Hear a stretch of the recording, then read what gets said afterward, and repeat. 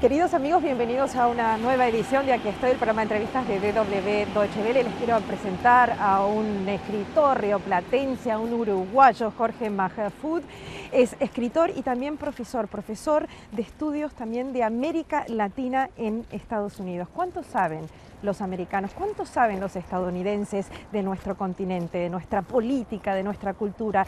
¿Qué aprende la juventud norteamericana sobre América Latina? Este va a ser un tema que vamos a tratar hoy con Jorge y, por supuesto, al final del programa en mi página de Facebook vamos a sortear dos libros que yo creo que son fundamentales en la carrera de mi invitado. Uno más político, otro menos, pero siempre teniendo en cuenta esta relación entre América Latina y Estados Unidos. Jorge Mahfoud nos está esperando. Bienvenidos.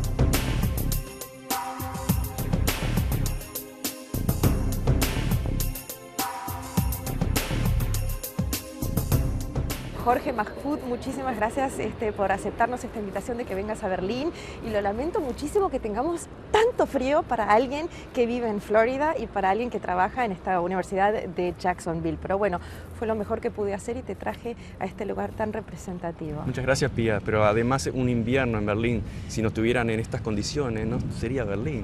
¿Te parece? Tal vez estoy estereotipando un poco, pero me siento más en Berlín sufriendo un poco el frío. Bueno, te traje a este lugar que es tan, pero tan importante. Traje a alguien que generalmente dice, y yo lo leí, creo que lo repetiste alguna vez en alguna entrevista, que no te interesa el turismo. Yo te traje la parte más emblemática de Berlín, que es donde estaba el muro de Berlín, con una plaqueta aquí donde nos demuestra todo el paraje de cómo estaba dividida la ciudad. A alguien que, como ya digo, ¿no le interesa el turismo? Sí, no, realmente en varios aspectos me parece negativo. Es positivo para descansar, es algo cuando la gente tiene poco tiempo y se compra un paquete, está bien, descansa, se distrae. Pero el turismo es una forma de aprender o de obtener una visión totalmente errónea de un lugar. ¿Te parece? Sí, tú me dijiste, este es un lugar turístico también, pero está llenísimo de historia, no es Las Vegas. Entonces pueden tener distintas lecturas. A mí generalmente me interesa, yo viajé mucho como estudiante de arquitectura y después como arquitecto, y recuerdo que veíamos muchos edificios, paisajes.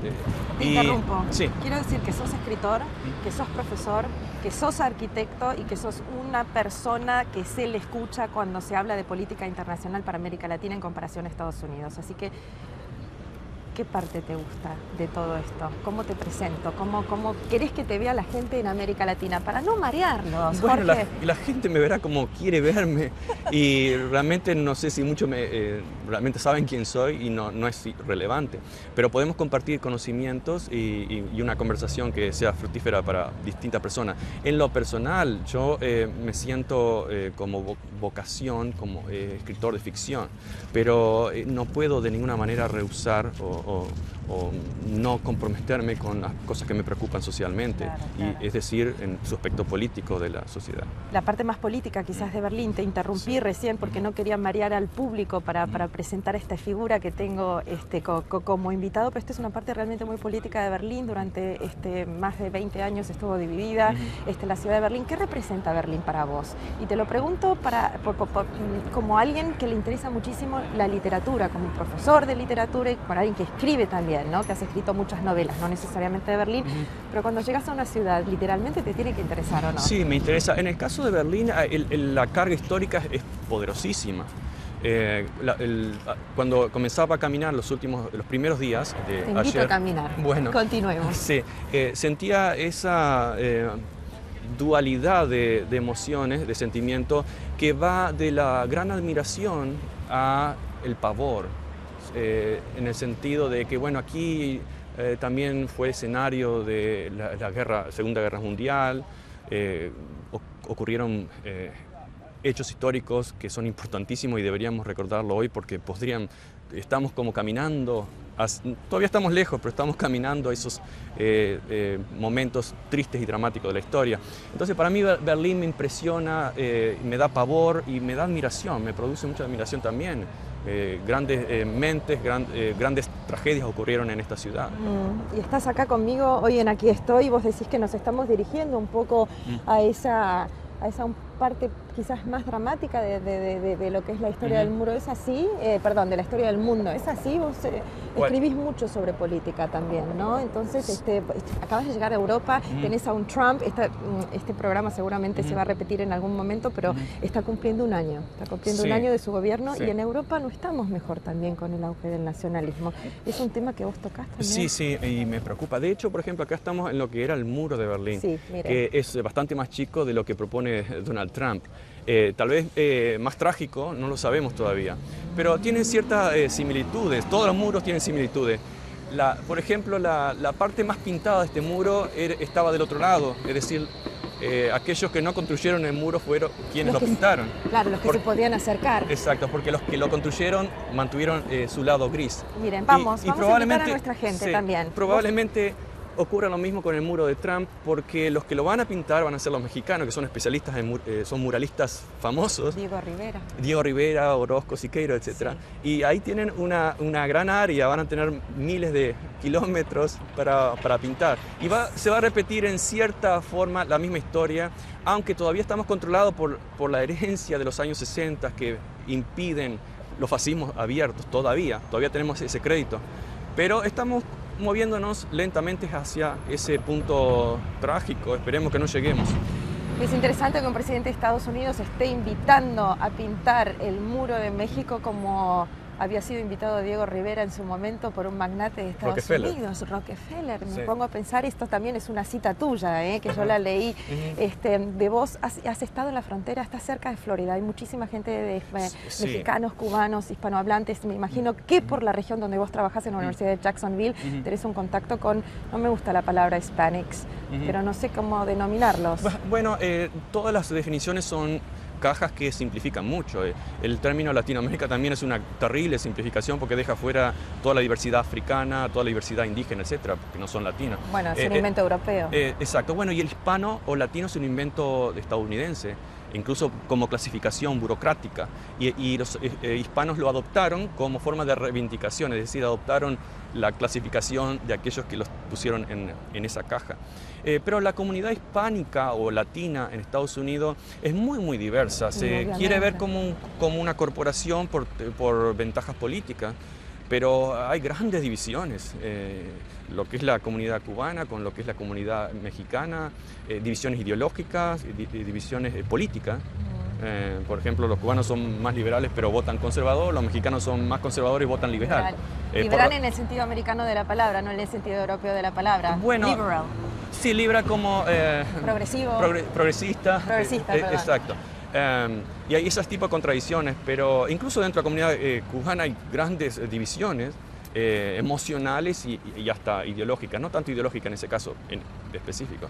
Pero claro, ese nombre que parece que simplifica todo, esconde una gran diversidad incluso dentro de Estados Unidos. Te invito a hacer algo un poco emblemático. Vos te quedás en la parte occidental, o sea, en la Alemania federal, y yo me voy a la parte oriental y seguimos por 2 minutitos la conversación para que la gente tenga esta civilicidad. Acompáñame, vos quedate de este lado, yo cruzo, miren, y así vivían las familias. ¿Qué te parece, Jorge? Sí, pero había un poco más de hormigón. Había más de hormigón, había una zona de nadie, había los backwires, o sea, todas las cercas, estaban las torres de vigilancia también que no se ven ahora, y hay una estación de metro, el subway, como dicen, no hay subway en Florida. No hay metro en Florida. No, hay un pequeño tren eléctrico sin conductor, pero no metro. Está bien, ¿y en Uruguay, tu tierra?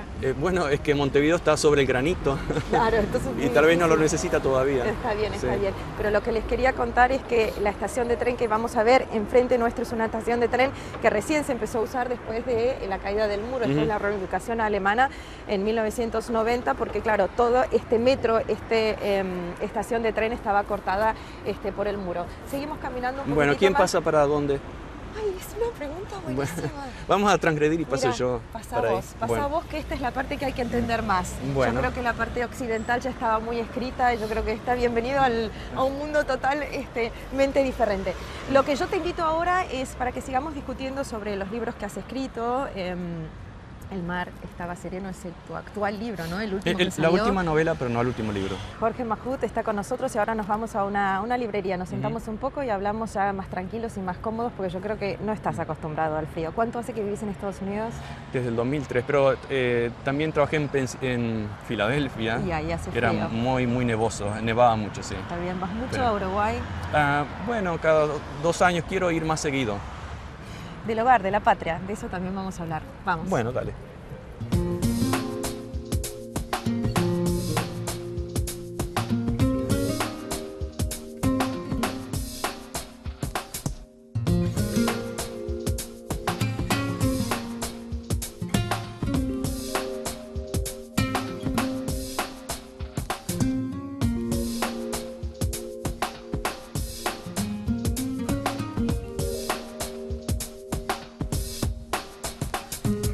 Bueno, Jorge Mahfoud, profesor de la Universidad de Jacksonville en Florida, escritor uruguayo y puedo decir también un experto en América Latina, o ya sería demasiado. Una exageración sería. Sería una exageración. Totalmente. Te traje a un lugar que sí que no es una exageración. Este es uno de las librerías más emblemáticas de libros en español, de literatura española que tenemos aquí en la ciudad de Berlín, totalmente atípico a lo que puede llegar a ser una librería, creo yo, norteamericana o americana. Bienvenido al No Consumo. El gusto enorme y muchas gracias, Pía. En este caso sí es una exageración, pero en el buen sentido de la palabra. Es una exageración he mirado varios títulos. ¿Viste lo que es como que cuando es el juicio del tiempo.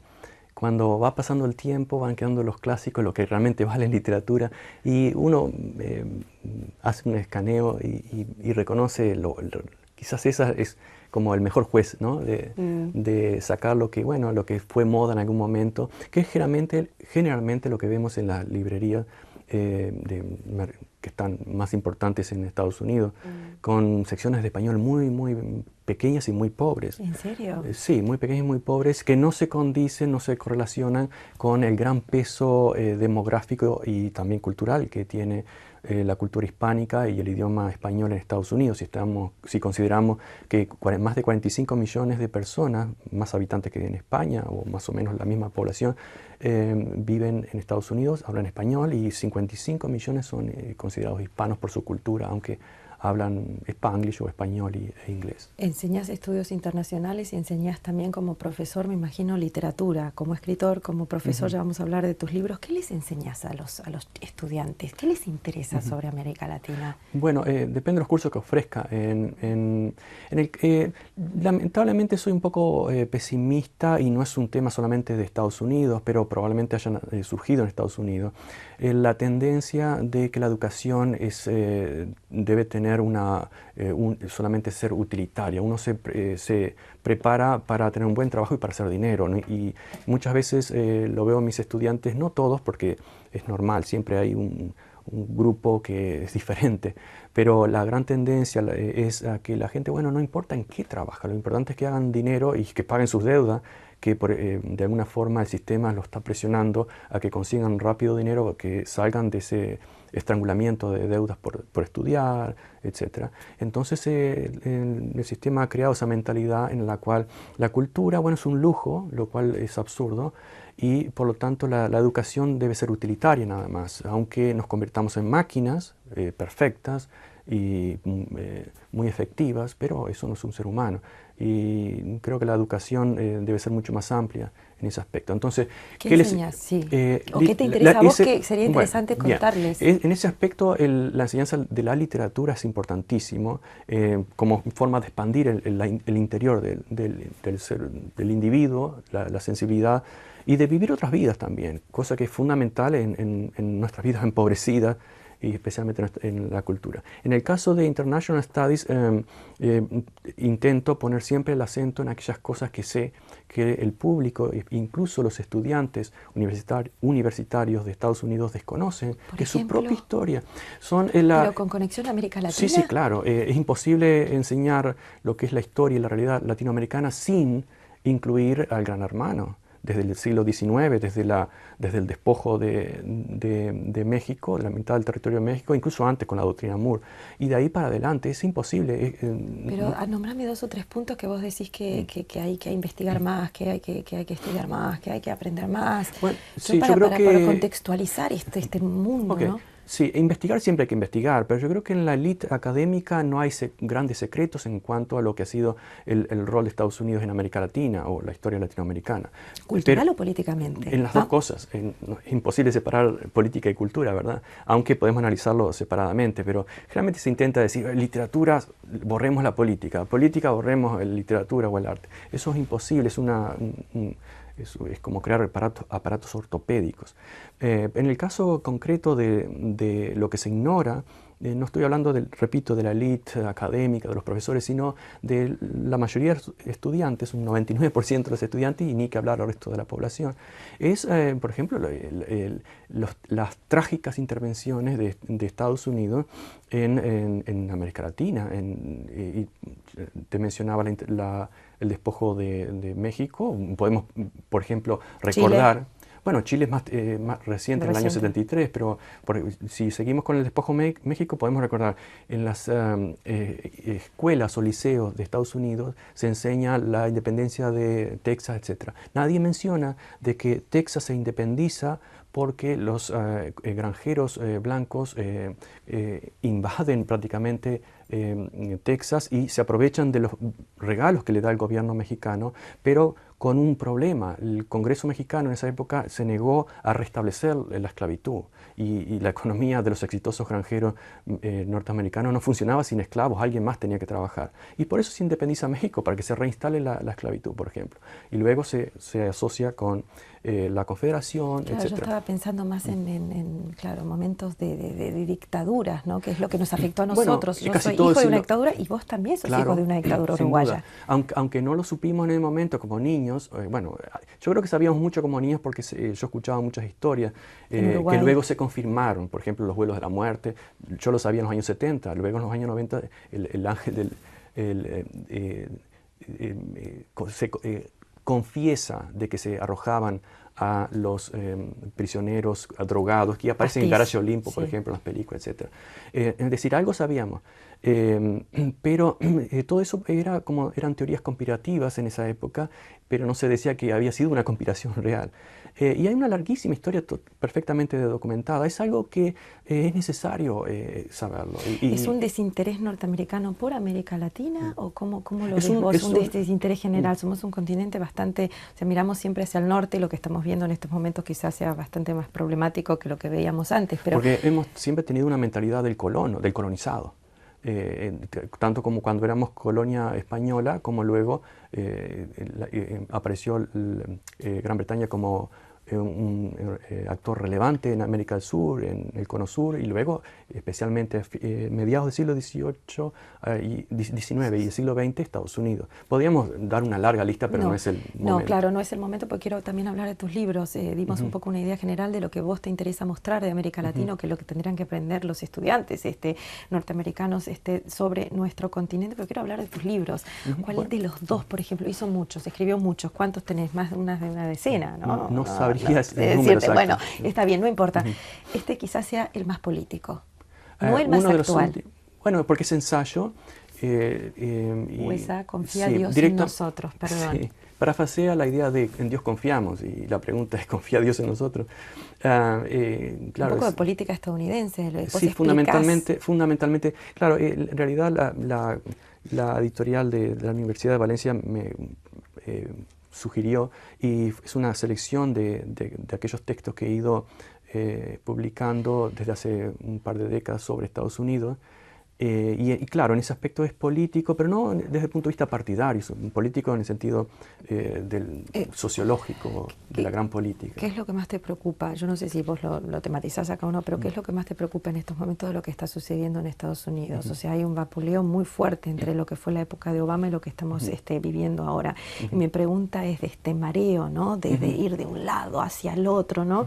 ¿Cómo está afectando eso a la sociedad norteamericana? Sí, creo que con Obama hubo algunas cosas positivas, pero quizás fue una fachada donde, por ejemplo, los países no se convierten, o los grupos de millones de personas no se convierten en racistas del día a la noche. Siempre estuvieron ahí.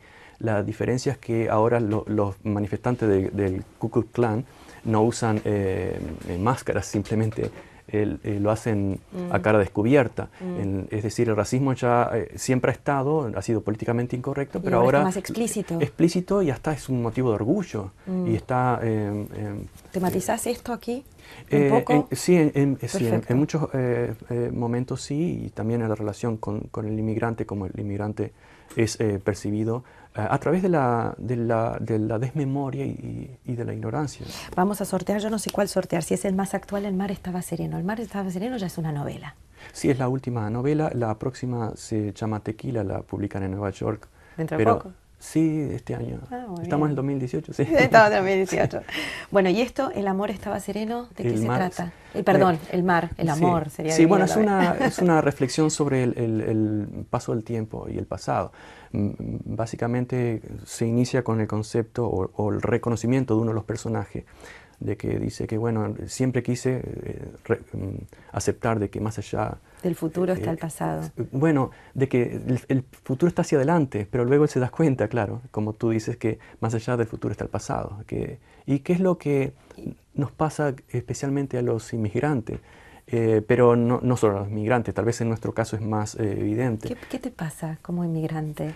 Bueno, de la misma forma que uno adquiere una segunda, tercera lengua y la usa y la perfecciona y se mueve en ese nuevo lenguaje, se va reconociendo que la patria sigue siendo la primera lengua, la lengua materna, y cuanto más pasa el tiempo, más siente las raíces. En Crisis, que fue creo que la novela anterior, que se enfoca más en los inmigrantes, también inicia con una frase de uno de los personajes: lo último que se seca son las raíces. Después de muchos traumas, después de muchas peripecias, lo que persiste y a lo que uno vuelve es a la memoria, pues sea del lenguaje, sea de las memorias individuales. Vamos a sortear estos dos libros en mi página de Facebook, que la vamos a poner aquí para que ustedes puedan participar. Me cuentan un poco qué les ha parecido el programa, y a través de mi página de Facebook vamos a sortear estos dos libros de Jorge Mahfoud, mi invitado en Aquí Estoy. ¿Cómo fue la última frase que dijiste recién? Uno se seca. A ver. Las raíces son lo último que se secan. ¿Cuán uruguayo que se seca? sos? Tan uruguayo como cualquiera, y es decir, diferente a muchos. La idea de el uruguayo o el argentino es una fabricación, obviamente.